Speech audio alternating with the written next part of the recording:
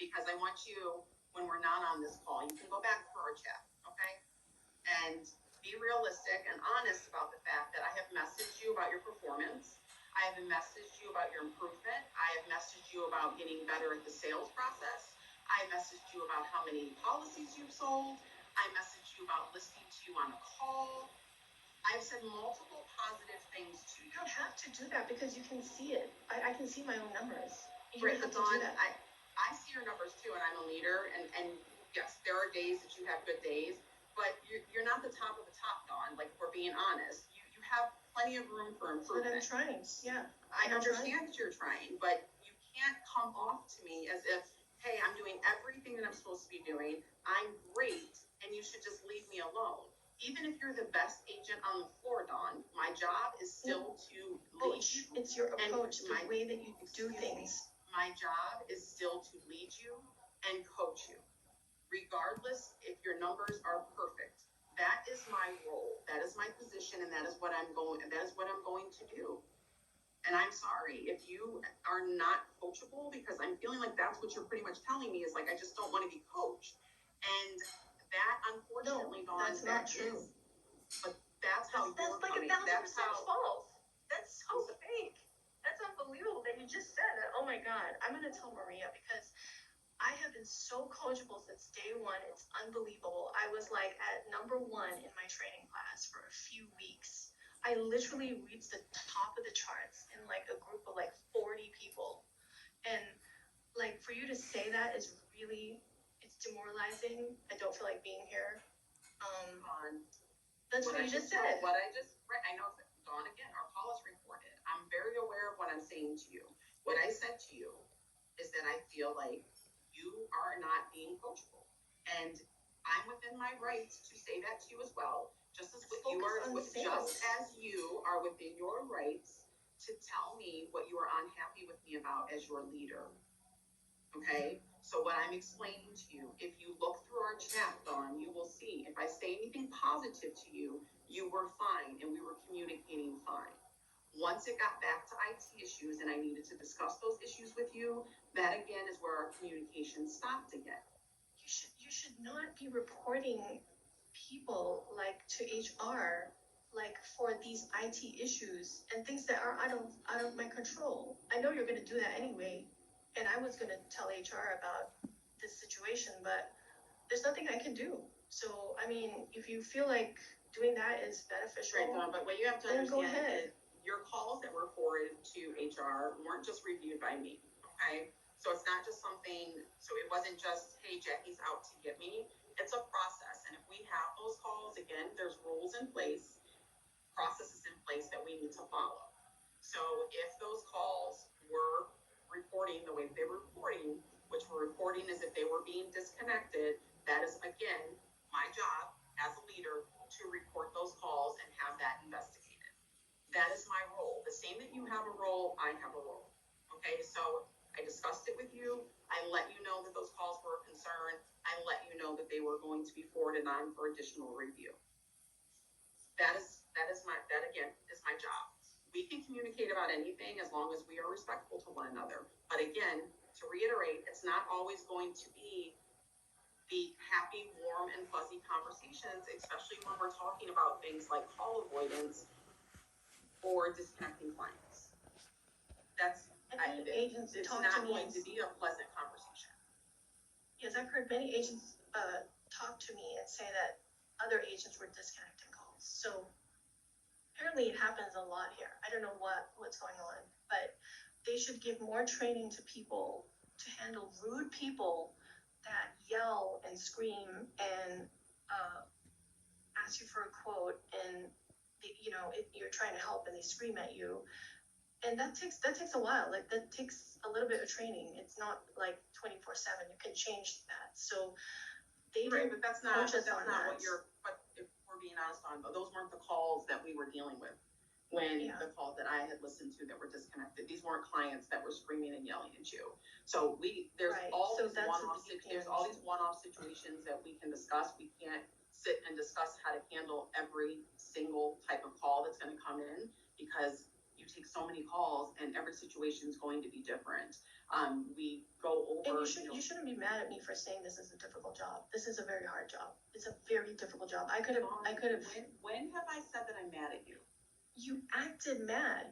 The way you act and react is what I'm observing. I go by what I see, not by what people tell me. That's how I interpret things. But we're not even having face-to-face conversations, Dawn. Yeah, we're really not even having conversations. The way that you say it is that you're upset. You should rewind it and see yourself saying that. Because, again, I'm being 100% honest. The stuff I'm telling you now is stuff that I experienced the second meeting that I had with you. So, I mean, like, yeah, I know you're supposed to focus on sales and stuff, but if they want us to be a perfect agent, then they should give us more training on other things. I mean, I don't think I need that much training unless somebody thinks I'm really bad and I need a lot of training, then I understand. But apparently I've been doing better with my QA, so I don't think I'm doing that badly. And because of the disconnections I've had, it's really brought down my numbers the last couple of days, but that wasn't in my control. So I understand if Allstate wanted to fire me. I completely understand, because they can't run a business with someone that has disconnections. And that's fine with me, but I'm just being honest with what the problems I've been facing. And I always record everything down. I have an Excel spreadsheet with calls that have been disconnected. I have a list of people that have been disconnected. You can see this. It's got dates, names of the people, phone numbers. And I told Dawn, I understand all that, but again, that goes back to the whole point of this evening. This whole conversation that you and I are having right now, it came out of nowhere because my meeting was to meet with you about your IT issues and to understand why you're back on your old laptop. That was it. Yeah. You're the only one in this conversation, Dawn, that is talking about getting fired and you're trying to fire me, and if that's because you did, like, you tried to do that by reporting me to HR in the beginning, and Dawn, no one's ever done that. No one did that before. Let's be realistic though, Dawn. You were in training. That doesn't happen when you're in training. No, Patrick didn't do that. There's a lot of you taking calls and you guys are learning. And then you were only on Pat's Menace team for a couple weeks. I was there for like 3 weeks. Right. Okay, so 3 weeks, Dawn, versus 2 weeks. Right. So he, again, if we're being realistic, that's why new team leads were coming in. There were a lot of people on teams. Teams had to be shrunken down. That's why new leaders had to come in. So he may not have listened to you, or you may not have been doing anything that he needed to address at that time. But what you did on somebody else's team, with all due respect, has nothing to do with what you're doing on my team. And on my team, at the first time that I listened to calls, clients were being disconnected. On my team, the first time that I listened to calls, you were refusing to take Spanish-speaking customers. No, okay. I only did that one time. Right. And I've actually translated African-speaking customers too. Dawn, that has nothing to do with you refusing to take an interpreter call and stating. Because as I mentioned, in the chat, I saw people transferring Spanish-speaking calls, and I thought that was okay. I already explained that. I mean, should I put that in writing? What else can I do? No, as mentioned, there was not enough information given to us in the training class, and even in Mena's class, Mena's team, even though he's great, there wasn't a lot of training on a lot of things. So because I'm so new, I'm literally fresh out of training and learning, still learning. There's things that weren't told to us. So you have to give the person a chance to mold them and help them be better, because this is not an easy job. I've always said that, and I always will feel that way. It's not an easy job. You do have to, and that's why you get coached, and that's why you get taught things. But when you work in a call center, I personally, it could be maybe not everybody's opinion. My personal opinion is you don't need to be taught not to hang up on customers, and you don't need to be taught specifically to take the calls that come in on your line. Okay, you made it clear when that Spanish-speaking client came through, you made it clear to the screener that you do not like taking these calls because you're on the phone with them for a long time, and they just like quotes and they don't. Why can't you just tell the person, hey, you shouldn't do that, and then they say, okay, I'm sorry I did that, it won't happen again. So why keep saying that they should be fired or reported to HR because of that one thing. Dawn, I never once told you that you should be fired. Words never came out of my mouth. But you're acting like that. No, Dawn, what I told you is that the calls were gonna be reviewed. And I will tell you that, and I will tell anybody else that I listen to, if they're hanging up on customers, that their calls are gonna be reviewed. And that is the expectation. That is my boss's expectation of me. If my boss knew that I was listening to calls and people are disconnecting clients and I'm not saying anything about it, then I'm not doing my job. But I can't ignore clients being disconnected and not addressing that. And that is not a realistic expectation for you to have of me as your leader, for me not to address things when they are wrong. If you want expectations for me to address things when they're right, you have to expect also that I'm going to address things when they are wrong.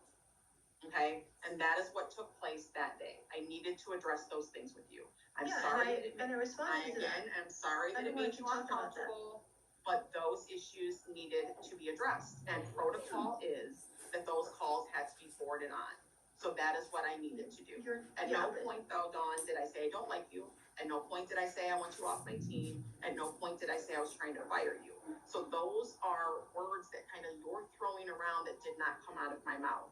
And I can't just go back and forth with you on that because it's inappropriate to even be going back and forth with you. But there's nothing wrong right now. There's nothing going on that's wrong right now. So why are we talking so long like this for? I mean, I already told you Dawn, I felt about you. Because you initiated this type of conversation. I called you and told you I wanted to speak with you about your IT issues. But Dawn, let's be honest here. When this call started, and you will have the recording of this call, so you can play it back. You will see as soon as we got on the call. You're just a really mean person to me. I don't know why. Like, you're just trying to nail me for stuff. And I've had it. Again, this call was to okay, Dawn, we're gonna end our meeting. This call was to understand your IT issues. That's simply why I called you tonight. And I've always sent my IT issues to you and Maria in detail.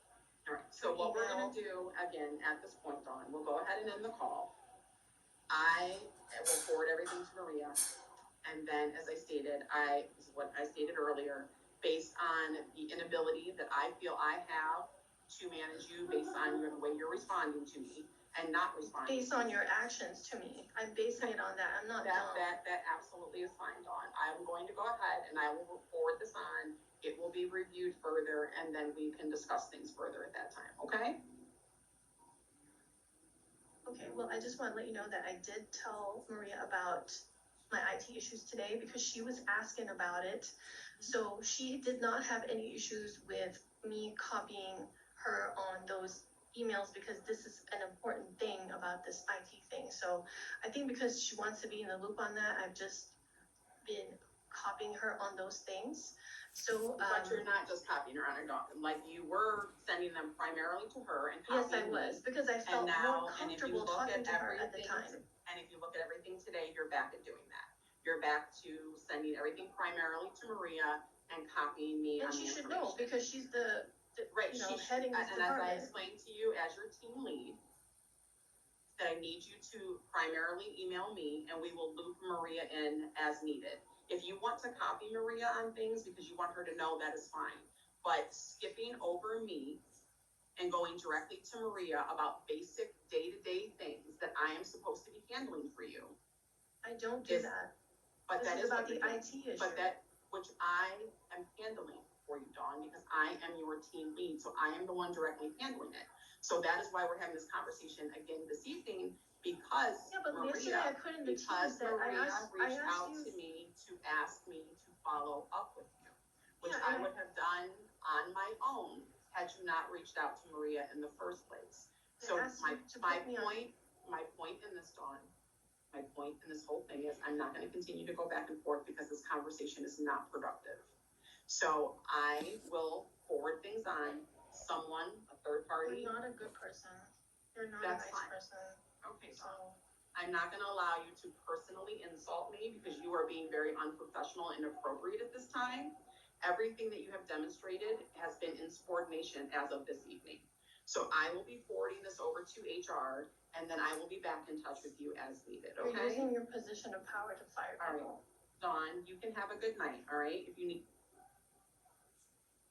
that may make you a little uncomfortable because you're afraid that it's questioning, you know, what you're doing here at work, or you're going to have to explain something, that you just become, hey, I'm just not going to talk to you. I'm not going to respond to you. I'm going to deal with somebody else, and you're being inappropriate because I'm asking you about your IT issues, which again is absolutely within my right as your leader. So to be completely transparent with you, what I will be doing at this point is I am going to forward our whole conversation, our communication with chat, everything.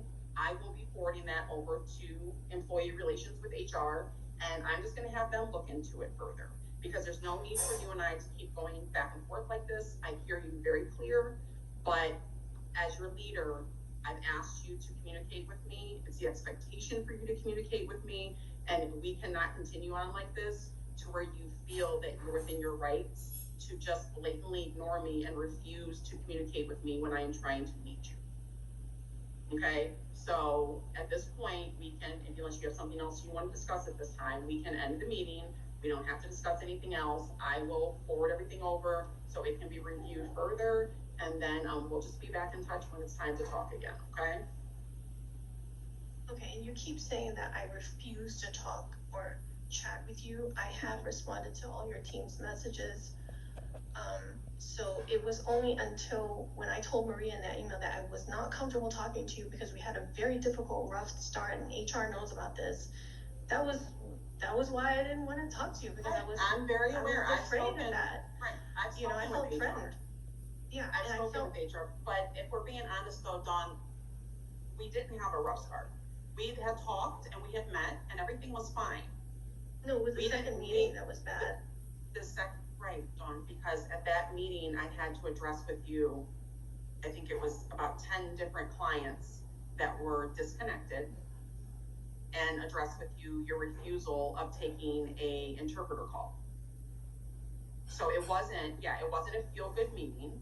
It was a meeting that I had to say, hey, we have to stop hanging up on clients, and you can't refuse to take interpreter calls. That's not within your rights. You're expected to take every call that comes in on your line. So I understand that meeting may have made you uncomfortable, and you may have not liked the fact, you know, that I had to address that with you. But I again, while we're in this meeting, though I said I was going to end this meeting, again, I am open to you discussing any of that with me, of what you feel was not okay in that meeting. So again, I can correct that if we are going to be continuing to work together. But I can't not address inappropriate behavior or things that need to be corrected as your leader.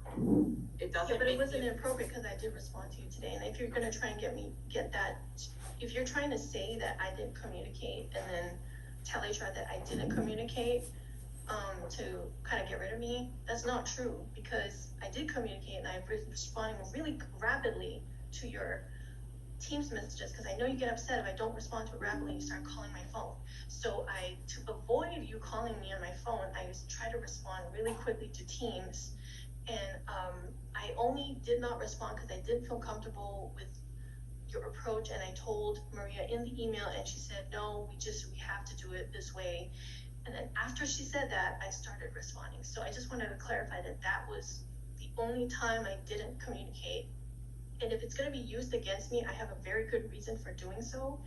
And I'm not trying to be nasty or anything. I'm just saying, like, that's how I felt. I felt like every time I talk to you, it's maybe I'm going to lose my job, or I made a mistake like this, or I'm not good enough, and no matter how hard I try, I'm still not good enough, or something, right? So it's just your approach and the way you talk to me, just I'm like the worst person for this kind of stuff. Like, if someone talks to me, they really have to be like respectful, because I'm a calm person, but it takes a lot to get me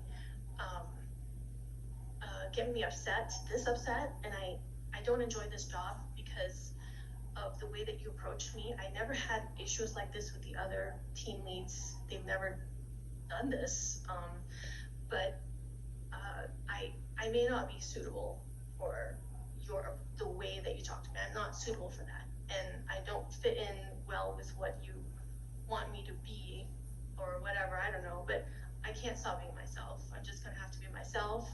And I'm not yeah. sure, Dawn, honestly, where a lot of this comes from, because at no point have we talked about you as an individual, as a person, to try to change you. That's not my job. That's not what I'm here for.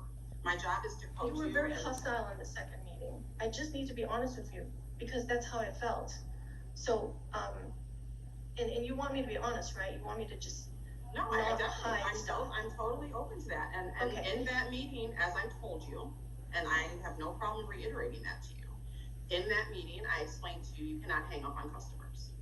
That's not going to be a soft and fluffy message, Dawn. You were on the phone disconnecting on clients. So no, I was not disconnecting. That is a problem. It was the VPN that was doing that. Okay. And we said we would send that over to have that looked at. But I also had to address with you your refusal of taking the interpreter call.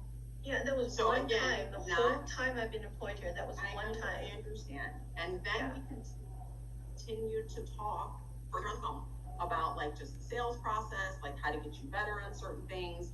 And there's no training. That is because what we talked about is when we were talking about the sales process and everything that I was saying to you, you were explaining to me, well, I don't like to do this because the client gets bothered by this, or I don't like to do this. Yes, that is training. I'm talking about there's no training in the training class, is what I'm saying. Right, okay. That's what I'm saying. That's right, but we're talking about our conversation right now, so we gotta focus on one thing at a time. So in that conversation, I did tell you, because you expressed at that time that this job is extremely difficult. Your verbiage was, I believe, you're not used to dealing with people of this tier. And I explained. That's true. Okay, but I explained to you, I said, okay, well, you know, Dawn, these are the expectations, Dawn, the sales process is the expectation. So if it's something that you're completely uncomfortable with, you may have to take a step back and say, like, hey, is this a job for me? Because this is the expectation. It was not saying that you cannot do, it was not saying that you cannot do the job. It was responding to what you're saying. Yeah, but it was the way you were saying it as well. I don't think you were happy to meet me, and you were just sort of unhappy. We had already met. That wasn't our first time meeting. Yes, but like the second time after you found out that I did all these things, your approach was like one of, you know, disappointment, upsetness, probably wishing that I wasn't here, or something like Dawn, you cannot do that, Dawn. That's not fair to me. You want me to understand you, but you cannot put words in my mouth or assume that you know what it is that I was saying. I told you exactly how I felt. What I felt was that you can't. Yeah, but you were very intimidating to talk to. You don't really talk to me as an equal. I'm sorry that you feel that way, that you feel I'm intimidating. As you've stated, we all have very different personalities, and my personality may be a little stronger than yours, and my way of communicating may be a little more direct than yours. As you've stated in this conversation, we are all very different. So the same way that I have to coach individuals differently and understand them differently, all leaders are different as well. All leaders have a different style. So I'm not, you know, going to be compared to other leaders or feel I'm doing something wrong just because another leader may have said it a little differently, or they may have not been as on top of your IT issues or as concerned with your IT issues. That is a concern for me. I need you on the phone, I need you being productive, and I need these to be taken care of. And it's every single day. And I have been. I'm almost at 500,000. Significant IT issues. So to get them resolved is the primary goal. That was the goal. And I think I'm a great agent. I just need, I'm flexible, I'm new, it's easy to mold me. If someone tells me to add on APP, I can do it in 2 seconds, and I did it. I sold 2 policies today with APP and roadside, and literally it just takes a couple of minutes, maybe a week or a day, to flip me over into this $1 million agent. And my goal is not to like be brought down by a leader, because a leader's goal is really to love their people more than their position. But if you can't do that, like, I think it's a problem for me, because it's just a basic thing. It's a basic thing of being a leader, and kind of treating your people like they're precious because they're bringing in money for the company and they're trying to do their best, and they have limitations as human beings and limitations with IT issues because they work from home. So if I can't control those things outside that circle, like or even in that circle, then it just comes down to basic communication. I'm a really easy person to talk to, and so like I'm really stressed out. I'm trying my best to take the calls, trying my best to hit my targets, and I don't know what else to do. Like what else am I supposed to do other than send you email reports of what has happened and forward you the IT tickets? Like what can I do? Okay, so first on, the whole reason for me contacting you today was to discuss your IT issues so I understand what's going on. I'm not sure where we're having miscommunication. I am your team leader, so the communication comes through me. If I have additional questions about what is going on with your IT issues, I'm going to ask those questions so we can solve these issues once and for all. You're saying that it's just a simple issue, but it's not a simple issue because you are yourself have told me. How many disconnections today? Excuse me for a moment, Dawn. You yourself have told me that you have been experiencing system issues since you started and how frustrating they are. So my job as your team lead is to assist you in making sure that everything gets back on track and that you feel supported and you have what you need. So when you're telling me to, excuse me for a moment, when you're telling me that your old computer has been horrible and not working, suddenly you get a brand new computer, you've only been on it for a day, and now we're back on the old computer, it is going to raise questions to where I'm going to want to understand why and be certain that we have corrected the issue. You are the cause of this issue. What I said is the expectation is if I am messaging you for you to get back with me. That's the expectation. That's the expectation of every team leader with every person on their team. Teams is our primary way of communicating, and I need, but it's all about just messages. So it was only until when I told Maria in that email that I was not comfortable talking to you because we had a very difficult, rough start, and HR knows about this. That was why I didn't want to talk to you because right. I was. I'm very aware. I was afraid of that. Right. I've spoken I with felt HR. threatened.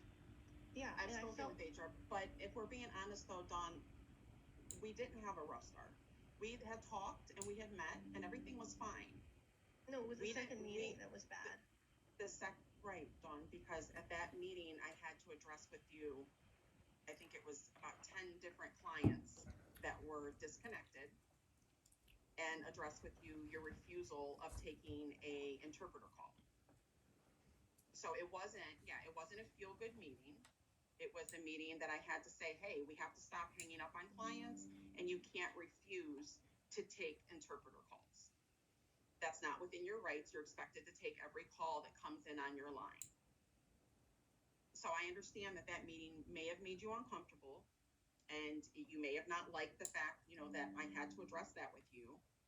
But I again, while we're in this meeting, though I said I was going to end this meeting, again, I am open to you discussing any of that with me of what you feel was not okay in that meeting. So again, I can correct that if we are going to be continuing to work together. But I can't not address inappropriate behavior or things that need to be corrected as your leader. It doesn't. Yeah, but it wasn't inappropriate because I did respond to you today. And if you're going to try and get that, if you're trying to say that I didn't communicate and then tell HR that I didn't communicate to kind of get rid of me, that's not true because I did communicate and I've been responding really rapidly to your Teams messages because I know you get upset if I don't respond to it rapidly. You start calling my phone. So to avoid you calling me on my phone, I try to respond really quickly to Teams. And I only did not respond because I didn't feel comfortable with your approach. And I told Maria in the email, and she said, no, we have to do it this way. And then after she said that, I started responding. So I just wanted to clarify that was the only time I didn't communicate. And if it's going to be used against me, I have a very good reason for doing so. And I'm not trying to be nasty or anything. I'm just saying, like, that's how I felt. I felt like every time I talk to you, it's maybe I'm going to lose my job or I made the mistake like this, or I'm not good enough, and no matter how hard I try, I'm still not good enough, or something, right? So it's just your approach and the way you talk to me is just, I'm like the worst person for this kind of stuff. Like, if someone talks to me, they really have to be like respectful, because I'm a calm person, but it takes a lot to get me this upset, and I don't enjoy this job because of the way that you approached me. I never had issues like this with the other team leads. They've never done this, but I may not be suitable for the way that you talk to me. I'm not suitable for that. Or stop watching it. If you feel you're not able to continue, if you want to skip this initial part of me talking, you can. However, it will not explain the video I'm showing. There was a lot more to this video than what has been shown. There was a lot more things that happened to get to this point. If you're going to make any mean comments, please know you are going to be removed or blocked. This is not a joke. This is a serious workplace violence or bullying that can cause emotional and psychological distress and mental issues. I am not a psychologist or psychiatrist, and I'm not diagnosing anything in this video. What I'm about to show is me experiencing workplace bullying or violence. I face workplace abuse, exclusion in an unsafe environment. I was forced to deal with a bully alone, isolated, excluded, and threatened since I was forced to work under this person. What I experienced was so severe that I started having doubts about myself as a person and went into depression.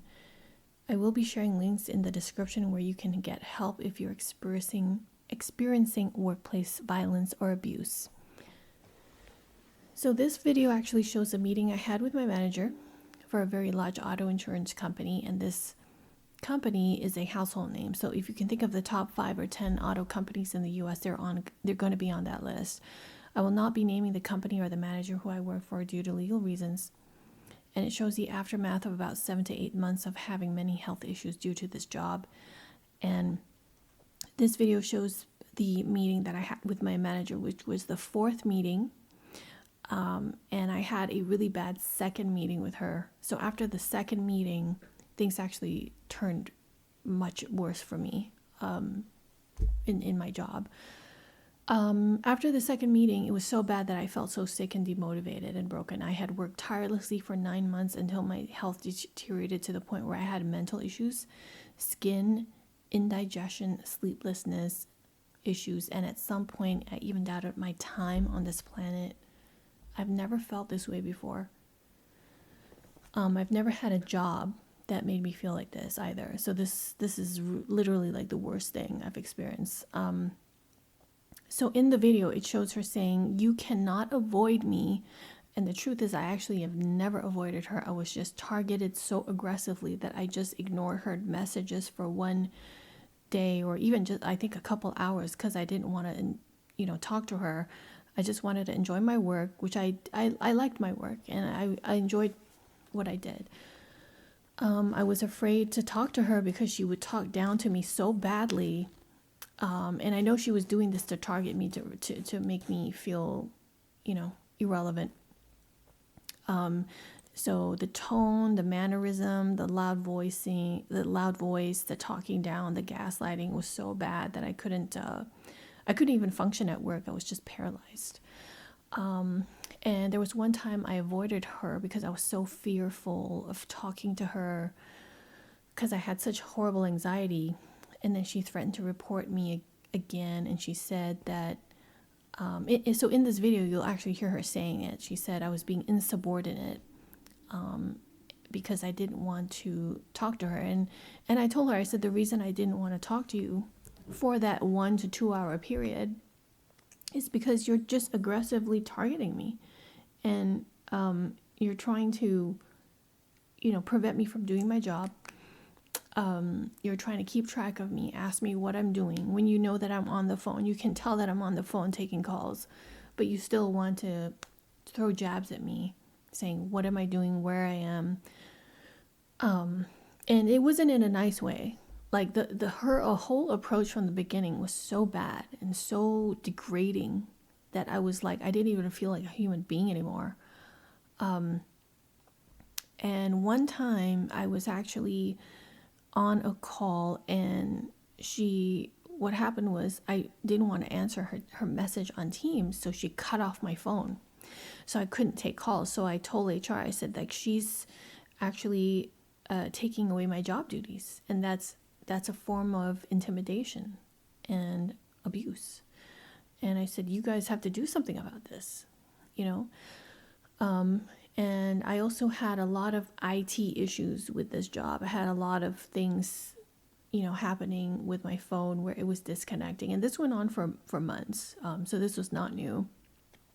And it actually got better because I upgraded my internet, and then the connection to their phones, which uses a VPN, got better. And she was not aware of these issues until she listened to my calls. So she was picking calls that were so old, like from the beginning point. Like I think day one I got here, she started listening to them, which I've never had anyone else do before. I think only the trainers did that in the training class, but they didn't care. So we were allowed to make mistakes in training class, but with her, like, we couldn't make any mistakes. Like one mistake means like you're going to be reported to HR. You're very likely going to lose your job, right? So I was on a prior team before I came on her team. I was on another guy's team, and he was really nice and polite. He never made me feel threatened or anything like that. And after 3 weeks, I moved to her team. And, when I moved, I only spoke to her around the 3rd week. So it was like 3 weeks, I think, had gone by before I actually had a first meeting, almost 3 weeks. And it was the first meeting was fine. The second meeting was really bad. She started threatening me, and she said, you don't know how to talk to people. You don't know how to get on the phone and speak to someone. And if someone hears your voice, they're going to hang up and talk to somebody else because you have such a bad voice. Like, no one's going to want to hear you. And she said something like, you should just consider finding something else because this place may not be for you. And I was really sickened and disgusted by that comment because I had worked like about so I had about 3 months of training, like about 10 weeks of training, and I was doing really well in my training class. I was like the top performer there, and even when I left the training class, I was still good. Like I never fell below. Like I was never in the bottom rung. I was always in the middle to the top tier. And she didn't know any of this. So when I told her this, she kind of rolled her eyes and said, well, your numbers are not that great right now. And, I said to her, I said, you're scaring me a lot. I said, I don't know what you're trying to do to me, but it seems like you're trying to catch me for something that I'm doing wrong. And then using that to make me fearful of doing my job, right? So right now it's like, my energy is supposed to be on this job, but it's actually on her. My energy is going to being more cautious and in fear of making mistakes. And I became someone that hated going to my job, my work every day. It's a remote job, by the way. We don't have to be in the office, but I hated it. And I actually reported her to HR after that second meeting because she actually threatened me on the second meeting saying, I'm going to report you to HR. So I said, I didn't tell her, but I did report her. And I told HR, I said, she needs to be fired. This manager is so bad. I don't even know how you guys promoted her. And she doesn't know how to talk and motivate her team. I think if you're going to put people in leadership positions, they have to be people that know how to talk to others properly, motivate them, encourage them, uplift them, take responsibility for their mistakes, back them up when they're down, back them up when, they're trying. And this was not an easy job. It took me a long time to get to this point. So I wasn't going to like fall back and die. I was just going to fight back because I felt like I've been taking so much abuse already from the job itself, from the customers that I get was so abusive. And it was causing so many problems. And on top of that, I had to endure her stuff. So the combination of the job and her was so bad that I started dysfunctioning sometime around the 7th or 8th month. And when I went into her team, things just got worse. Because it's a sales job, it's very cyclical. And she did a lot of bad stuff. She was very weird. Like after I reported her to HR, she didn't like it, right? So she thought that I was just going to sit there and take it. But I think she was very shocked about it because I don't think anyone has reported her. I think she was probably doing this to other people, but they were scared. But I wasn't going to back down. So one time she told me, you didn't have your camera on in a meeting. And I said, I'm sorry, but I was adjusting my camera for 30 seconds. You know how like when you're on Zoom and you adjust your camera just so you can make yourself look visible? And I was trying to do that. So I turned the camera back on after 30 seconds. And she said, oh, you weren't even on the camera. You never have your camera on. I said, you are literally picking things that are so tiny, like a 30-second camera adjustment, to try to get me removed. Like you should be focusing on other things like your attitude, your bullying behavior. You should fix those things because you have a psychological issue. And I did express this to her in the meeting. I said, like, you shouldn't be picking on those things. They're not fair. And even when I joined her team, she had never introduced me to the team, ever. I did not get a good introduction, or I got no introduction. But when somebody else joined the team, she would be like, oh, this person has a ton of energy, and we love people with energy.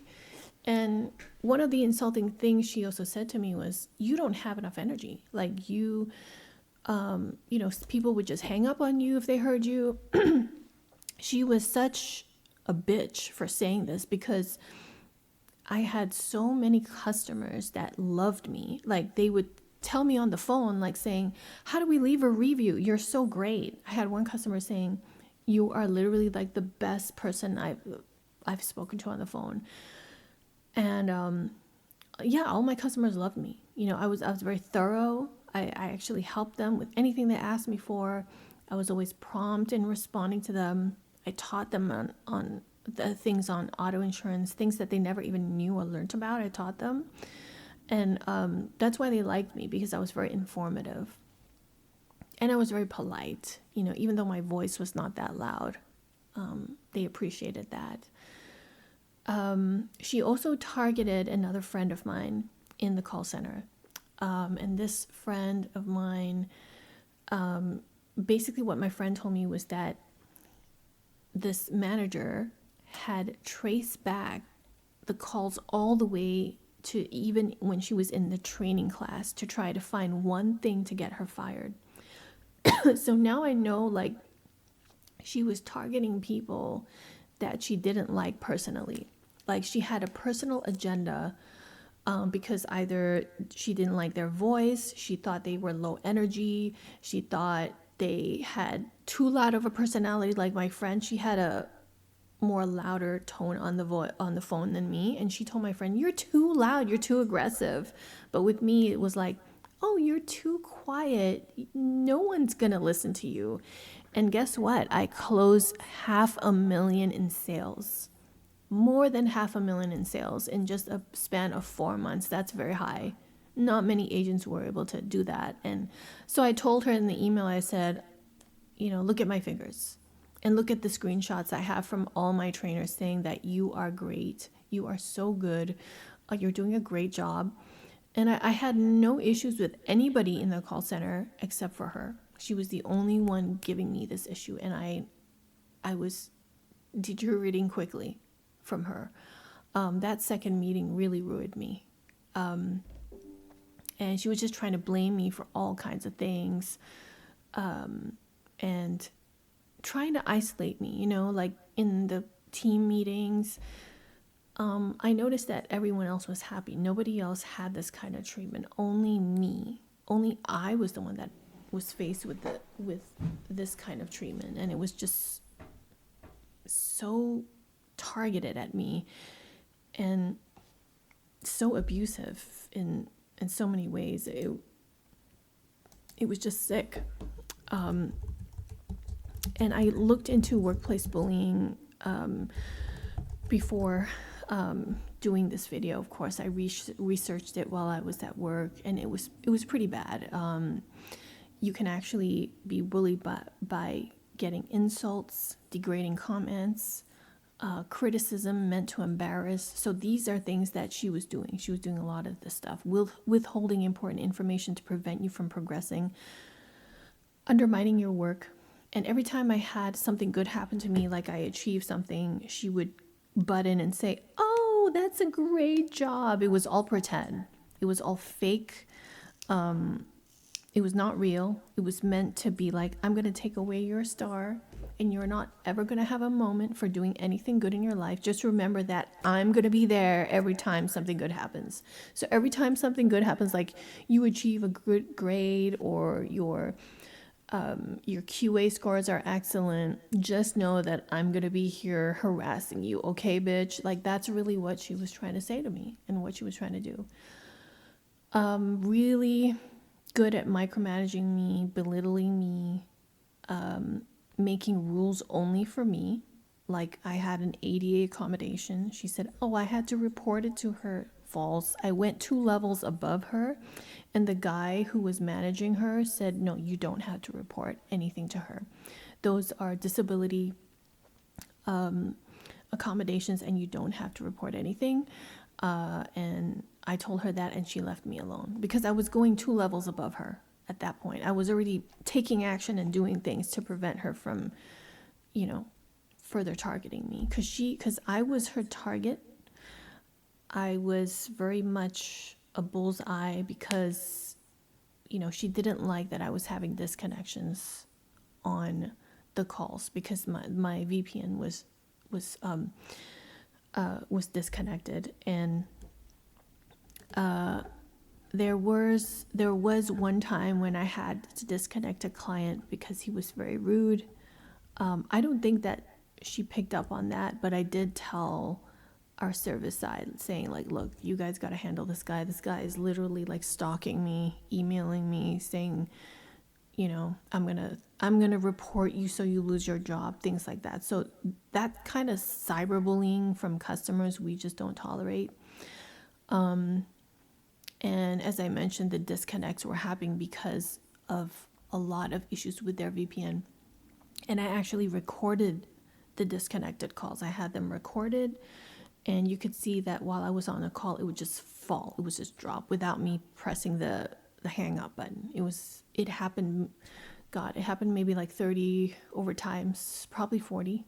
And all of this was documented by me in a spreadsheet. And they finally decided, okay, we're just going to forgive you for that because you had internet issues. And they moved on from that.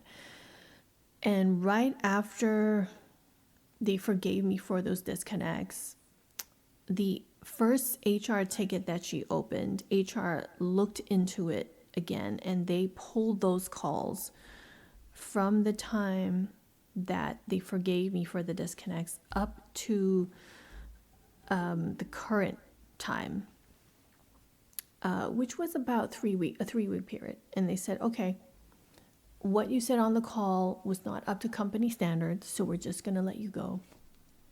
And I thought that she had dropped the HR case, but she did not. The HR case went on without me knowing.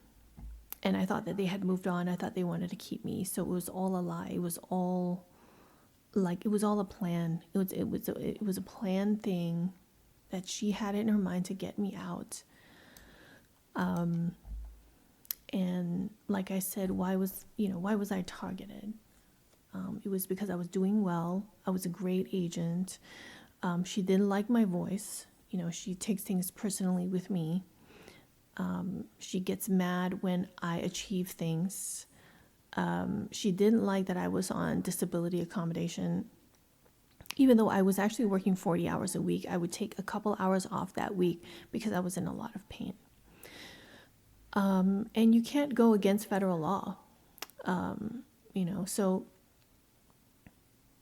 she was really targeting me for personal reasons. There was just no reason to fire me, no reason to let me go, other than the call disconnects, because everybody on our team was different. Everybody had a different voice. They had different personalities, and you cannot fire someone because of their personality or how they look or anything like that. So that was to me, that was discriminatory, saying that my voice was just not good enough. Never had anybody say that, ever. So obviously all the crap that she was saying about me was to put me down, right? She was just trying to put me down and trying to make it known that, hey, I'm targeting you, I'm looking at you, I'm going to continue abusing you so you can comply to what I require.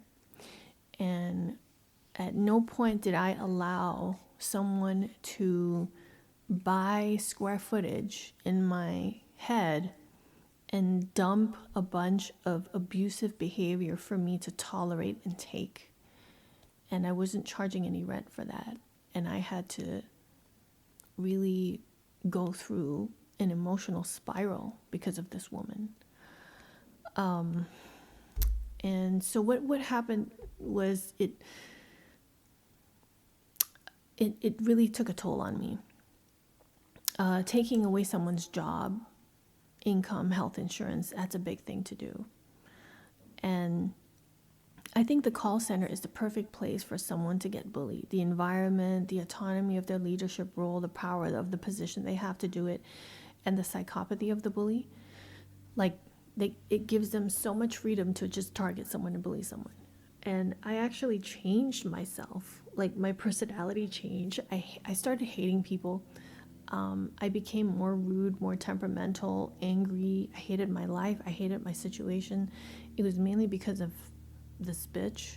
And this woman became such a terror in my life that I hated coming to work. I was so fearful and afraid to come into work. I was afraid to make a mistake, afraid to make an error.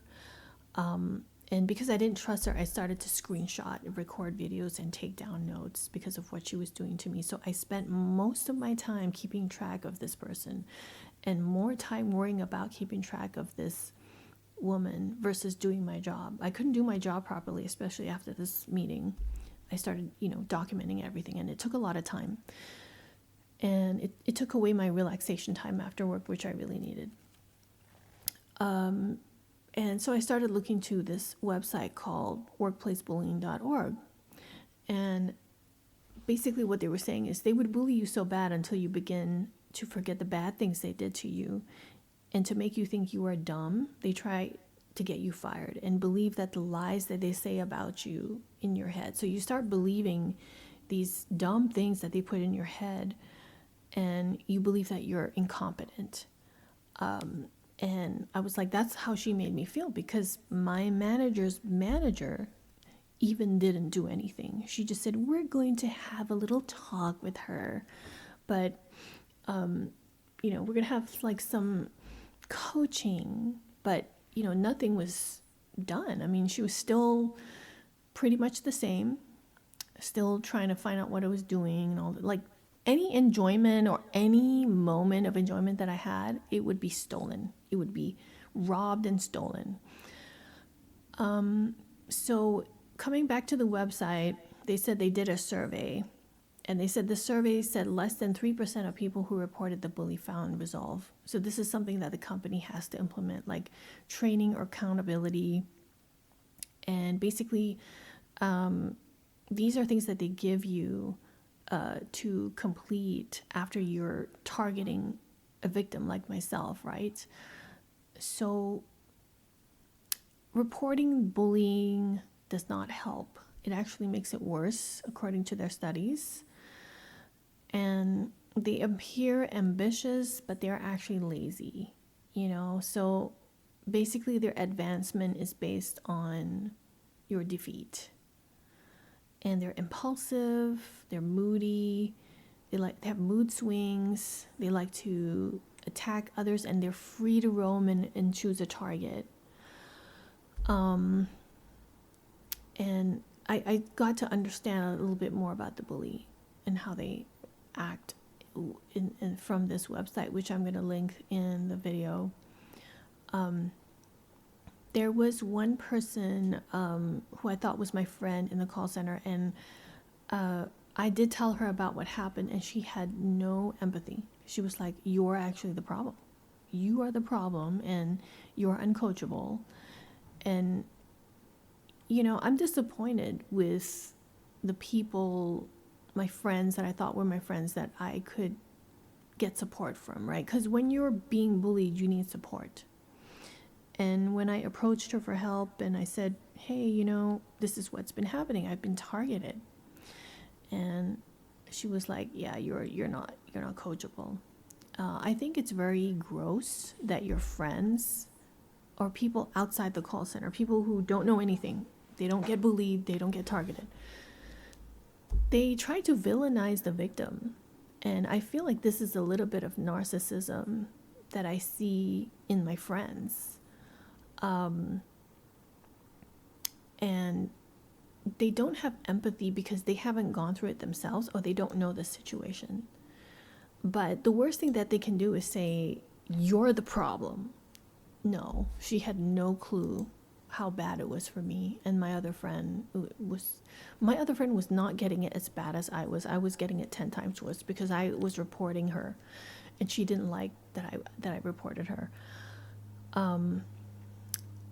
And I would urge people outside of the call center, people who have not been bullied or targeted, right, who have not gone through the mental stress, to not blame the victim, because I am the real victim here.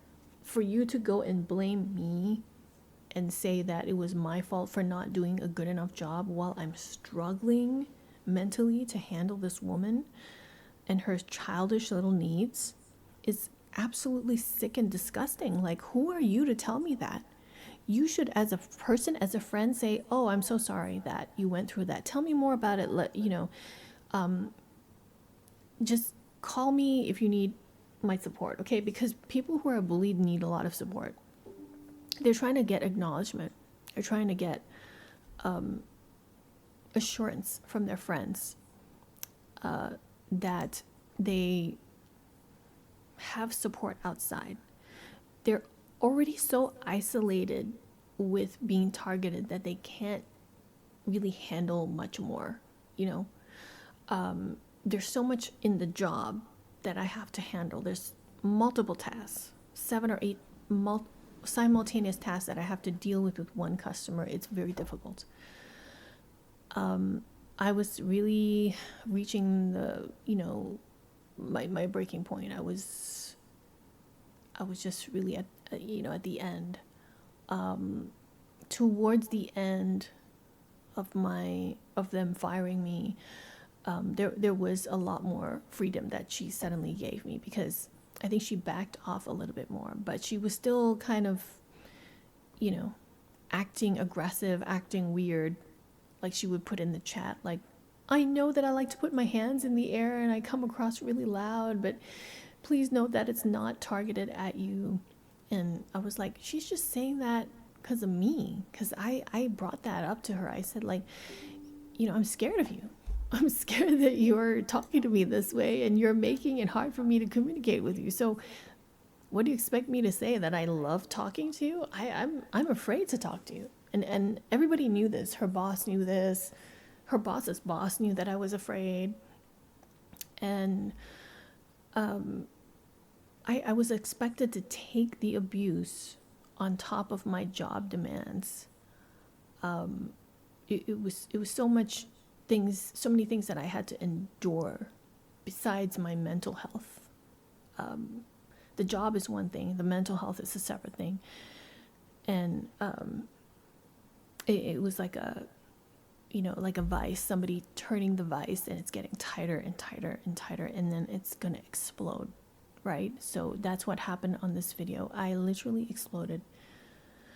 after months of tolerating abuse from customers, abuse from this woman, and she literally did not see it coming because she didn't know that I was working so hard to achieve my goals, and I was taking all this crap and abuse from the company. And by her targeting me this way, she was trying to ask me about my IT issues. By her targeting me this way, it was just putting way more pressure on my job. People who are not in the call centers don't really get it. They don't see the things that we see, the screens. They don't talk to the rude people. They don't, they're not threatened. In the call center, your job's threatened every two seconds. You do something wrong, you're going to get fired. So it's a very demotivating and demoralizing job. And I had managed to kind of find my little fit there. I was doing okay, but then when I met her, things just went downhill really quick. And just a little bit more about myself is that I have always been a very driven and motivated person. And I have been in managerial roles myself, bringing in a lot of revenues for the companies I worked for. I am a seasoned sales professional, and I'm familiar with how to talk to people. I also have a degree, and I have some professional experience from, my design degree as well. I am well-spoken and capable and intelligent, and I think she was threatened by that. I just wanted to add that in there too. I think bullies can be threatened by people who are smart. And the job that we have is hard, right? We have to manage 7 to 8 different types of software, metrics, sales tiers, maintaining perfection while on a phone call, back-to-back calls. We're not allowed to hang up on rude people, even though we're being threatened on the phone. And if you do hang up due to being threatened, you can also be fired.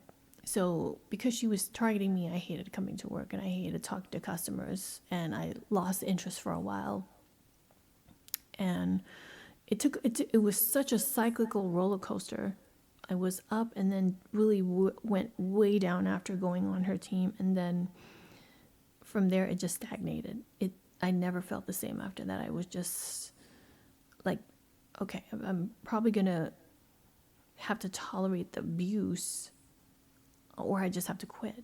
And yes, I was wanting to quit. I did have an offer, and I regret actually not taking the other offer. I regret not moving over because the other company was better in some ways, and they wanted me to start, and they were paying more.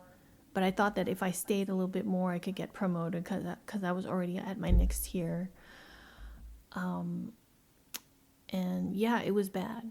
It was just so bad. So I think that people who are in this job, they have to tolerate their friends rejecting them, people who don't give a crap about them and their mental health, and the stress of the job is so great that I would urge you to leave the call center industry. Go into another profession. Go take a law degree or be a financial advisor, or something with more fun and prestige. Like, the call centers don't have any prestige. The only prestige there is being a manager who gets to fire someone because they don't like your style, your voice, or your personality. It was a complete shit show for me.